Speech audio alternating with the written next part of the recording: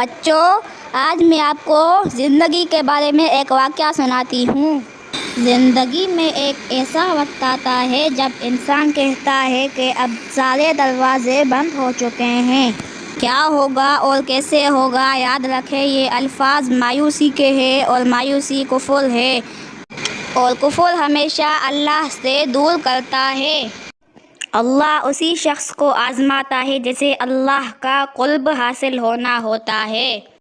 پھر ہمیں یہ معلوم ہونا چاہیے کہ جو ہو رہا ہے سب اللہ کی اجازت سے ہی ہو رہا ہے، اور اللہ ہمیشہ آزمائش کے بعد، آزمائش کے وقت صبر کے بعد اس چیز سے نوازتا ہے جس چیز کی آپ طلب کرتے ہیں، جس چیز کی خواہش آپ دل میں رکھتے ہیں۔ اللہ آپ کو صبر کے بعد وہی شے عطا فرماتا ہے، لیکن اللہ پر یقین لازم ہے۔ اللہ اس بندے سے خوش ہوتا ہے جو اللہ کے کاموں پر یقین رکھے، اور جسے یہ معلوم ہو کہ ہر آزمائش کے بعد ہی بلند مقام حاصل ہوتا ہے۔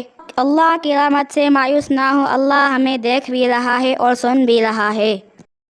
اس ویڈیو کو صدقہ جاریہ سمجھ کر ضرور شیئر کریں۔